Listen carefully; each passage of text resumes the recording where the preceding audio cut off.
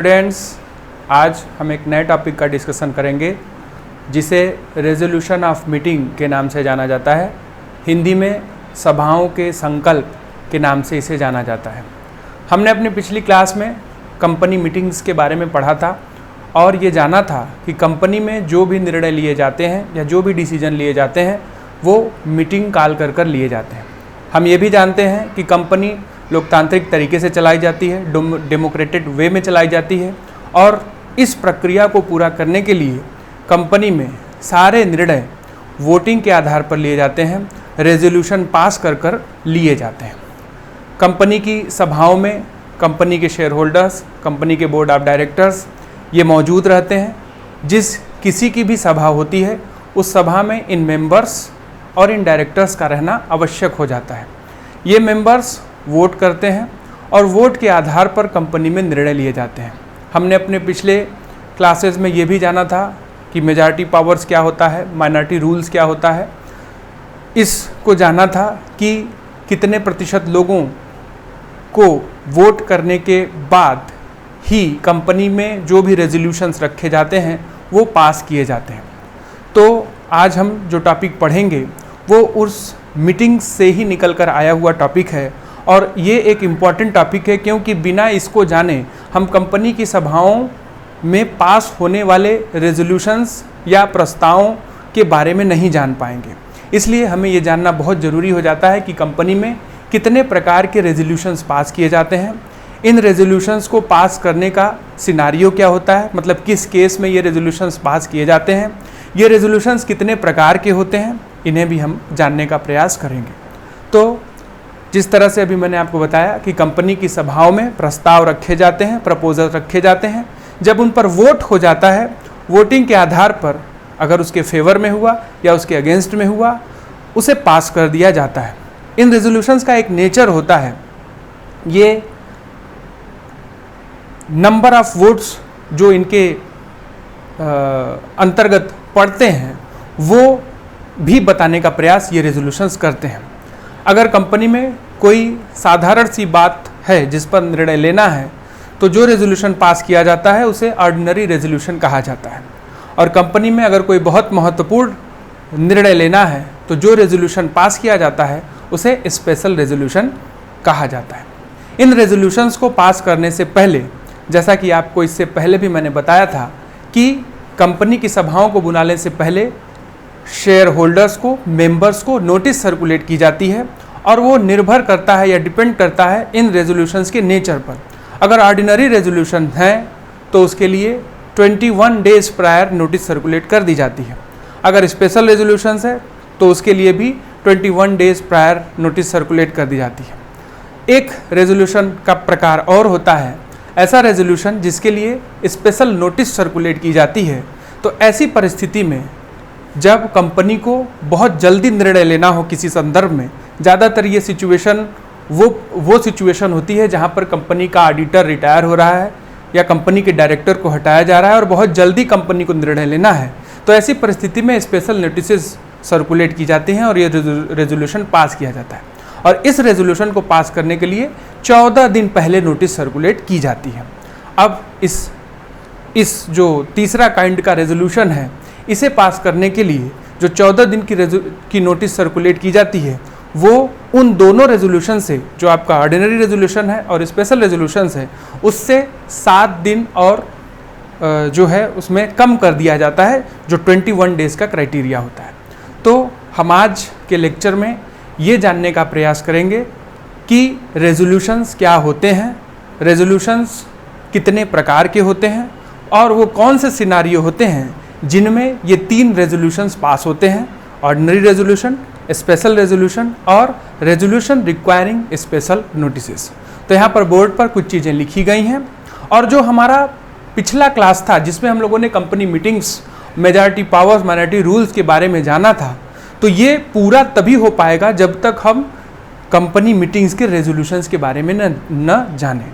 तो चलिए आज हम देख लेते हैं रेजोल्यूशन कितने प्रकार का होता है और कौन से सिनारियो होते हैं जिसमें स्पेशल, ऑर्डिनरी और स्पेशल नोटिस वाले रेजोल्यूशन सर्कुलेट किए जाते हैं। तो बोर्ड पर चीज़ें लिखी गई हैं, मैं उसे समझाने और बताने का पूरा प्रयास करूँगा। चलिए देख लेते हैं। रेजोल्यूशंस ऑफ मीटिंग मतलब कंपनी की सभाओं के संकल्प। Decisions of the company are made by resolutions of its members passed at meetings of members. तो कंपनी में जो भी निर्णय लिए जाते हैं वो कंपनी में की सभाओं के दौरान जो रेजोल्यूशन या संकल्प पास किए जाते हैं सदस्यों के द्वारा या शेयर होल्डर्स के द्वारा, उसे ही रेजोल्यूशन कहा जाता है या संकल्प कहा जाता है। The word resolution has not been defined in the companies act. जब हम रेजोल्यूशन की बात करते हैं तो कंपनी एक्ट में रेजोल्यूशंस की कोई परिभाषा नहीं दी गई है, संकल्पों की कोई परिभाषा नहीं दी गई है। The word it may be defined as the formal decision of a meeting on any motion before it. तो रेजोल्यूशन को ये कहा जा सकता है कि जो भी मोशन कंपनी की सभाओं में रखे जाते हैं वो सभी रेजोल्यूशन के रूप में, अगर वो पास कर दिए जाते हैं तो वो रेजोल्यूशन के रूप में जाने जाते हैं। ठीक है। ए proposal when passed and accepted by the members become resolution. हाँ, ये बड़ी इंपॉर्टेंट बात है कि जब कोई भी प्रस्ताव कंपनी की सभा में रखा जाता है और वो वोट्स के आधार पर पास कर दिया जाता है तो वो रेजोल्यूशन बन जाता है, मतलब संकल्प बन जाता है।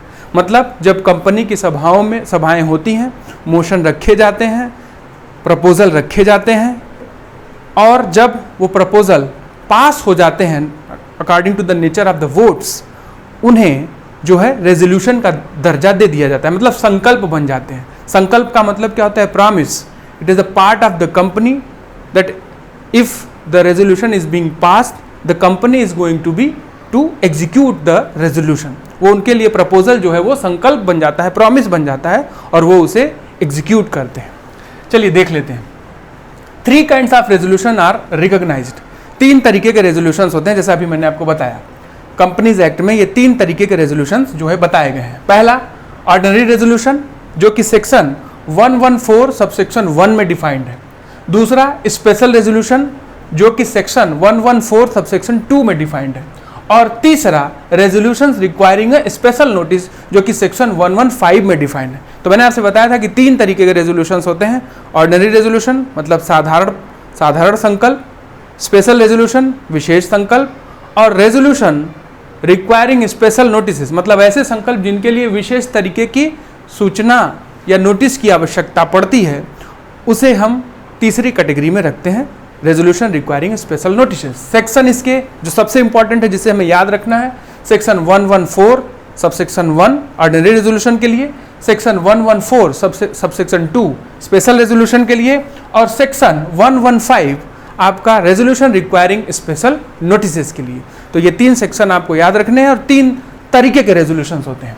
तो सब बहुत जल्दी से हम देख लेते हैं। सबसे पहले ऑर्डिनरी रेजोल्यूशन का क्राइटेरिया क्या होता है? साधारण प्रस्ताव। मैंने अभी बताया आपको वे रेजोल्यूशन जो कि ऐसी बातों के लिए होते हैं जो साधारण नेचर की होती हैं, मतलब कंपनी के जो जनरल नेचर के डिसीजंस होते हैं वो ऑर्डिनरी रेजोल्यूशंस के अंतर्गत पास किए जाते हैं।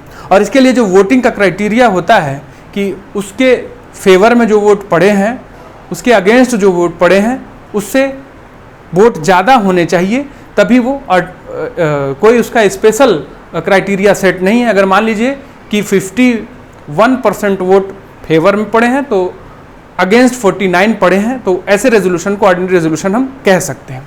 एक वोट ज़्यादा उससे होना चाहिए। तो ordinary resolution passed at general meeting by a simple majority, मतलब ऑर्डिनरी रेजोल्यूशन के लिए जो मेजॉरिटी की आवश्यकता होती है वो सिंपल मेजॉरिटी होती है, majority of members entitled to vote therein. ठीक है। तो ऑर्डिनरी रेजोल्यूशन एक सिंपल मेजॉरिटी ऑफ वोट के अंतर्गत पास किया जाता है। सिंपल मेजॉरिटी मीन्स, यहाँ पर सिंपल मेजॉरिटी को बताया गया है that the vote cast either by show of hands or poll in favour a particular proposal including the casting vote of the chairman exceeds the votes cast against it.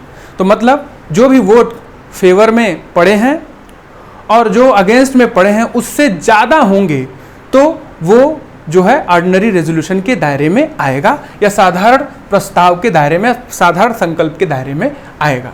और ये vote show of hands के through होता है और ballot या पोल के through होता है।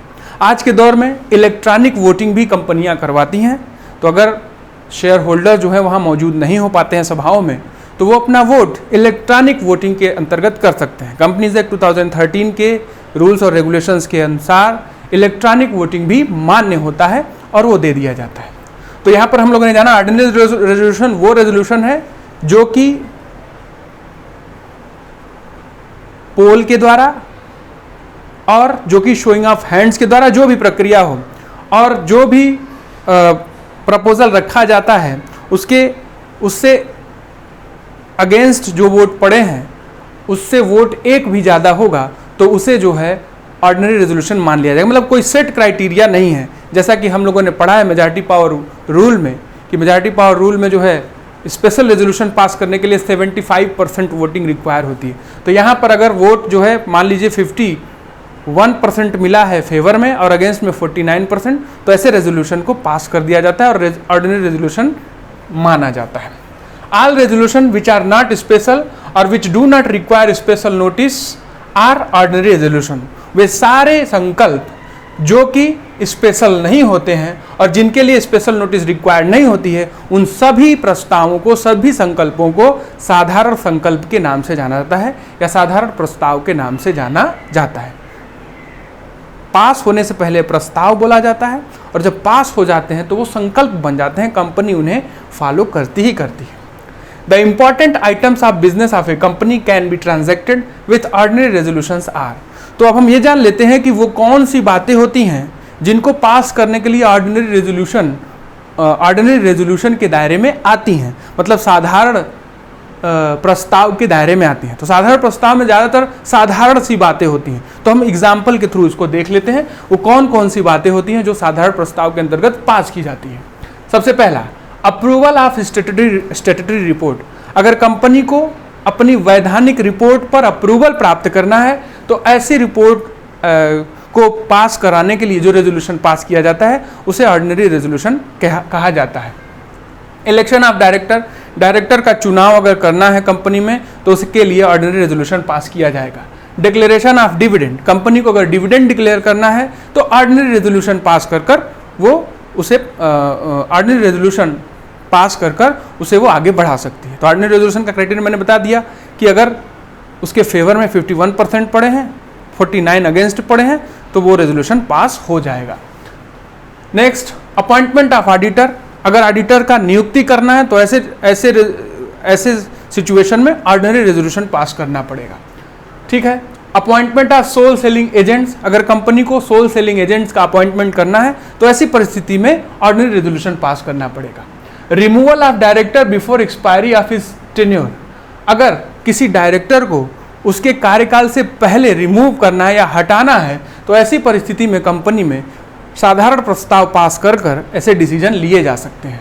ठीक है, लेकिन इसके लिए जो नोटिस सर्कुलेट होगी वो 14 दिन पहले सर्कुलेट हो जानी चाहिए मेंबर्स को, क्योंकि किसी डायरेक्टर को हटाया जा रहा है उसके टर्म पूरा होने से पहले। हो सकता है वो किसी भी तरीके का भ्रष्टाचार में व्याप्त रहा हो या उस पर किसी भी तरीके की डिसिप्लिनरी एक्शन ली जा रही हो, तो ऐसी परिस्थिति में 14 दिन पहले नोटिस सर्कुलेट कर दी जाती है। तो मैंने अभी आपको बताया कि ऑर्डिनरी रेजोल्यूशन के संदर्भ में 21 दिन पहले नोटिस सर्कुलेट होती है, चाहे ऑर्डिनरी रेजोल्यूशन हो चाहे स्पेशल रेजोल्यूशन हो। लेकिन इस परिस्थिति में चूंकि एक डायरेक्टर को हटाया जा रहा है, ठीक है, वो ऑर्डिनरी नेचर का रेजोल्यूशन होगा, तो 14 दिन पहले नोटिस सर्कुलेट हो जानी चाहिए और इस 14 दिन के अंदर वो सारी प्रोसीडिंग एग्जीक्यूट हो भी जाएगी।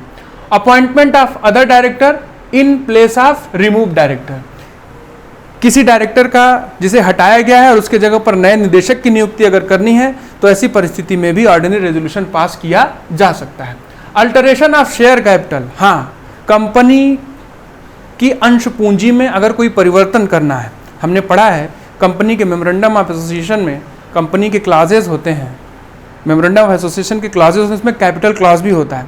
और आपको ये भी मैंने बताया था कि कंपनी का मेमोरेंडम ऑफ एसोसिएशन कंपनी का संविधान होता है।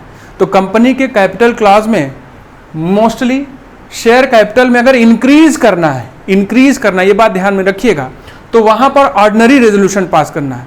अगर मान लीजिए डिक्रीज करना होता है शेयर कैपिटल को, तो ऐसी परिस्थिति में स्पेशल रेजोल्यूशन पास किया जाता है। इंक्रीज करना है तो ऑर्डिनरी रेजोल्यूशन। बहुत सारे कॉम्पिटिटिव एग्जाम में ये पूछा जाता है कि शेयर कैपिटल में इंक्रीज करना होगा तो कौन सा रेजोल्यूशन पास होगा। लोग कंफ्यूज हो जाते हैं, उनको लगता है कि ये इंपॉर्टेंट नेचर का डिसीजन है इसलिए स्पेशल रेजोल्यूशन पास किया जाएगा, लेकिन नहीं, शेयर कैपिटल में अगर इंक्रीज करना है तो ऑर्डिनरी रेजोल्यूशन पास किया जाएगा, और अगर डिक्रीज करना है तो स्पेशल रेजोल्यूशन पास किया जाएगा। अभी मैं आपको बता दूंगा स्पेशल रेजोल्यूशन का क्राइटेरिया क्या होता है। अल्टरेशन ऑफ शेयर कैपिटल, अगर अंश पूंजी में परिवर्तन करना है। Issue of share at discount, अगर कंपनी को अंश छूट पर इश्यू करना है। हम लोगों ने पढ़ा है, जानते हैं कि कंपनीज एक्ट 2013 के रूल्स और रेगुलेशंस के अनुसार शेयर डिस्काउंट पर इशू नहीं होते, लेकिन अगर डिस्काउंट पर इशू करना है कंपनी को तो ऑर्डिनरी रेजोल्यूशन पास कर कर ऐसे निर्णय लिए जा सकते हैं। सेल ऑफ होल और part of the company business, company के व्यवसाय का पूरा हिस्सा या उसका कोई एक भाग अगर उसे बेचना है तो ऐसी परिस्थिति में जो निर्णय लिया जाएगा उसके लिए ऑर्डिनरी रेजोल्यूशन या साधारण प्रस्ताव या साधारण संकल्प पास किया जाएगा। तो ये 10 आपके सिनारियो हो गए जो हमें ये बताते हैं कि ऐसी परिस्थिति में कंपनी को ऑर्डिनरी रेजोल्यूशन पास करना पड़ेगा। ऑर्डिनरी रेजोल्यूशन का क्राइटेरिया कि 51% वोट उसके फेवर में, 49% अगेंस्ट में, तो ऐसे रेजोल्यूशन जो है वो पास कर दिए जाएंगे, ऑर्डिनरी रेजोल्यूशन की कैटेगरी में वो आएंगे। चलिए बहुत जल्दी से हम स्पेशल रेजोल्यूशन को भी जान लेते हैं। स्पेशल रेजोल्यूशन का क्राइटेरिया क्या होता है? Special resolution section 114 sub section 2 में डिफाइंड है। तो स्पेशल रेजोल्यूशन क्या होता है? A resolution shall be special resolution when, एक प्रस्ताव को विशेष प्रस्ताव कब माना जाएगा? The intention to propose the resolution as a special resolution has been duly specified in the notice, कि जब एक प्रस्ताव को विशेष प्रस्ताव तभी माना जाएगा जब नोटिस में ये लिखा गया है कि एक विशेष प्रस्ताव पास करना है तो उसे विशेष प्रस्ताव माना जाएगा। दूसरी शर्त, the notice required under the act 21 days bracket में है हैज बीन ड्यूली गिवन। तो आपको मैंने बताया कि किसी भी तरीके के प्रस्ताव को पास करने के लिए नोटिस मेंबर्स को दी जाएगी, उनको सूचना दी जाएगी कि कंपनी की सभा होने वाली है, आपका वोट काउंट करता है, तो आपको आना पड़ेगा, वोट करना पड़ेगा, और इंफॉर्मेशन नोटिस के थ्रू दिया जाता है। तो स्पेशल रेजोल्यूशन के केस में भी 21 दिन पहले नोटिस सर्कुलेट कर दी जाती है। और नेक्स्ट क्या है? The votes cast in favour of resolution by members are not less than 3 times the number of votes cast against it. तो जो मैंने आपको बताया कि फेवर में कितना वोट होना चाहिए और अगेंस्ट में कितना वोट होना चाहिए, तो अगर फेवर में मेंबर्स ने वोट दिया है तो वो वोट अगेंस्ट में मिले वोट से 3 गुना ज़्यादा होना चाहिए। इसे एक एग्जाम्पल से हम लोग समझ सकते हैं कि मान लीजिए कि कंपनी में 100 मेंबर हैं और 25 ने किसी प्रपोजल पर, किसी रेजोल्यूशन पर अपना मत दिया है उसके अगेंस्ट, तो स्पेशल रेजोल्यूशन उसे बनाने के लिए जो फेवर में वोट मिलना चाहिए वो कितना मिलेगा? उसका 3 गुना जो उसके अगेंस्ट या उसके विरुद्ध मिला है। मतलब 25 का 3 गुना का मतलब क्या हुआ? 75। तो 75% या 75 लोगों का वोट उसके फेवर में होगा, तभी उस रेजोल्यूशन को स्पेशल रेजोल्यूशन माना जाएगा। ये मान लीजिए कि अगर 74 हो गया तो ऐसी परिस्थिति में उसे स्पेशल रेजोल्यूशन नहीं माना जाएगा। 76 हो गया तो हाँ, उसे स्पेशल रेजोल्यूशन माना जाएगा और उसे पास कर दिया जाएगा। तो ये आपको मैंने बताया कि अगेंस्ट जितना मिला है उससे 3 गुना ज़्यादा उसके फेवर में मिलना चाहिए, तब उसे स्पेशल रेजोल्यूशन माना जाएगा। इसे हम कह सकते हैं कि 75 और 25 वाला क्राइटेरिया, 25 अगेंस्ट मिला है तो उसका 3 गुना 75 उसके फेवर में मिला है। और अब ऑर्डिनरी का हम लोगों ने क्या जाना कि 51 और 49, मतलब 49 उसके अगेंस्ट में और 51 उसके फेवर में। ठीक है, 50-50 हो जाएगा तो वो जो है बराबर हो जाएगा तो वो नहीं माना जाएगा। ऑर्डिनरी रेजोल्यूशन के लिए 49-51 मिला है वोट तो पास कर दिया जाएगा ऐसे रेजोल्यूशंस को। ठीक है, तो स्पेशल रेजोल्यूशन वो रेजोल्यूशन होगा जब नोटिस सर्कुलेट की जाएगी, उसमें लिखा होगा कि ये एक स्पेशल रेजोल्यूशन पास किया जा रहा है। ये नोटिस मेंबर्स को 21 दिन पहले सर्कुलेट कर दी जानी चाहिए। ठीक है, और जो वोट का क्राइटेरिया होगा, फेवर में जो वोट्स होंगे अगेंस्ट वोट्स के 3 गुना ज्यादा होने चाहिए या उसका 3 गुना होना चाहिए। 25-75 जो अभी आपको मैंने बताया। ठीक है, चलिए आगे बढ़ते हैं। तो वो कौन कौन से सिनारियो होते हैं जिसमें स्पेशल रेजोल्यूशन पास किए जाते हैं उसको भी हम लोग देख लेते हैं क्रमशः। जैसे अभी हमने ऑर्डिनरी रेजोल्यूशन का केस जाना कि ऑर्डिनरी रेजोल्यूशन ज़्यादातर साधारण सी बातों के लिए पास किया जाता है। तो स्पेशल रेजोल्यूशन वो रेजोल्यूशन होते हैं जो कंपनी में के इंपॉर्टेंट डिसीजंस होते हैं, जिससे कंपनी पर इम्पैक्ट गहरा पड़ता है। तो चलिए देख लेते हैं वो कौन से सिचुएशंस होते हैं। To alter the provision of memorandum of association, यहाँ पर हम लोग ये जानने वाले हैं the important items of special resolution, विशेष प्रस्ताव कौन से नेचर के हो सकते हैं। तो कंपनी को अगर अपने मेमोरेंडम ऑफ एसोसिएशन में परिवर्तन करना है, ये एक बड़ा सिचुएशन है, तो ऐसी परिस्थिति में उन्हें स्पेशल रेजोल्यूशन पास करना पड़ेगा। To change the name of the company, company को अगर नाम परिवर्तित करना है तो ऐसी परिस्थिति में उन्हें स्पेशल रेजोल्यूशन पास करना पड़ेगा। आपको मैंने बताया था कि कंपनी का मेमोरेंडम ऑफ एसोसिएशन अल्टर होता रहता है समय समय पर। कंपनियां अपना नाम भी बदलती हैं, कंपनियां अपना ऑब्जेक्ट क्लॉज भी बदलती हैं, कंपनियां अपना प्लेस ऑफ ऑफिस भी बदलती हैं। तो ऐसी परिस्थिति में ये बात बड़ी बात मानी जाएगी और इसे पास करने के लिए जो प्रपोजल रखे जाएंगे वो स्पेशल रेजोल्यूशन के दायरे में आएंगे। To alter the articles of the company, company को अब अगर अपने पार्षद अंतर नियम या आर्टिकल्स ऑफ एसोसिएशन में परिवर्तन करना है तो ये भी एक बड़ी बात मानी जाएगी। ऐसी परिस्थिति में उसे स्पेशल रेजोल्यूशन पास करना पड़ेगा। ठीक है। To reduce the share capital, अब आ गया, देखिए मैंने अभी बताया था आपको कि कंपनी के शेयर कैपिटल में अगर इंक्रीज करना है तो ऐसी परिस्थिति में ऑर्डिनरी रेजोल्यूशन पास होगा, और कंपनी के शेयर कैपिटल को अगर रिड्यूस करना है, कम करना है, तो ऐसी परिस्थिति में स्पेशल रेजोल्यूशन पास किया जाएगा। ठीक है। आगे, to request central government to appoint inspector for investigation, अगर सेंट्रल गवर्नमेंट को यह रिक्वेस्ट करना है कि एक निरीक्षक या इन्वेस्टिगेटर या इंस्पेक्टर को अपॉइंट किया जाए कंपनी मामलों को ऑब्जर्व करने के लिए, तो ऐसी परिस्थिति में स्पेशल रेजोल्यूशन पास किया जाएगा सेंट्रल गवर्नमेंट को रिक्वेस्ट करने के लिए। To wound up the company voluntarily और बाई कोर्ट, हाँ, कंपनी का समापन हम लोगों ने पढ़ा था अपनी पिछली क्लास में। उस समापन के कई मोड होते हैं। समापन इच्छा से भी होता है और समापन NCLT के द्वारा भी होता है। ठीक है। जब इच्छा से कंपनी समाप्त होती है तो भी स्पेशल रेजोल्यूशन पास करना पड़ता है। वॉलंटरली अगर कंपनी वाउंड अप हो रही है तो भी स्पेशल रेजोल्यूशन पास करना है, और कंपनी का समापन अगर NCLT के द्वारा हो रहा है या कोर्ट के द्वारा हो रहा है तो ऐसी परिस्थिति में भी स्पेशल रेजोल्यूशन पास किया जाएगा। तो यहाँ पर वो सिनारियो आया कि कंपनी का वाउंड अप चाहे वॉलंटरली हो रहा है, चाहे कोर्ट के द्वारा हो रहा है या NCLT के द्वारा हो रहा है, दोनों ही परिस्थिति में स्पेशल रेजोल्यूशन पास किया जाएगा। मतलब 75% लोगों का सहमत होना आवश्यक है या 75% लोगों का सहमत होना आवश्यक है, तभी वो रेजोल्यूशन पास हो पाएगा। मेमोरेंडम में बदलाव लाना है तो स्पेशल रेजोल्यूशन, कंपनी को समाप्त करना है तो स्पेशल रेजोल्यूशन, कंपनी के शेयर कैपिटल को रिड्यूस करना है तो स्पेशल रेजोल्यूशन पास किया जाएगा। तो आपको मैंने बता दिया कि ये वो सिनारियो है जिसके अंतर्गत स्पेशल रेजोल्यूशन पास किया जाएगा। चलिए, तीसरा जो पार्ट है, तीसरा जो रूप है रेजोल्यूशंस का, रेजोल्यूशन रिक्वायरिंग स्पेशल नोटिसेस। तो कंपनी में कुछ ऐसे भी मामले होते हैं जो झटपट लिए जाते हैं, वो सिचुएशन जिसमें कंपनी को बहुत जल्दी निर्णय लेना होता है, बस उसमें एक ही क्राइटेरिया चेंज होता है नोटिस का। वो नोटिस 14 दिन पहले सर्कुलेट होनी चाहिए। जनरली नोटिस 21 दिन पहले सर्कुलेट होती है, चाहे ऑर्डिनरी रेजोल्यूशन हो चाहे स्पेशल रेजोल्यूशन हो। लेकिन ऐसे मामले जिसमें कंपनी को थोड़ा जल्दी निर्णय लेना है, किसी डायरेक्टर को हटाया जा रहा है, किसी ऑडिटर को हटाया जा रहा है, तो ऐसी परिस्थिति में स्पेशल नोटिस सर्कुलेट की जाती है। तो ये जो तीसरा वाला रेजोल्यूशन है, ये ऑर्डिनरी रेजोल्यूशन भी हो सकता है और स्पेशल रेजोल्यूशन भी हो सकता है। चलिए देख लेते हैं। Resolution requiring special notices. Special notices is required in following cases. जो स्पेशल नोटिस सर्कुलेट की जाती है निर्णय लेने के लिए, ये इन परिस्थितियों में सर्कुलेट की जाती है। 4 परिस्थितियां आपके सामने रखी जा रही हैं।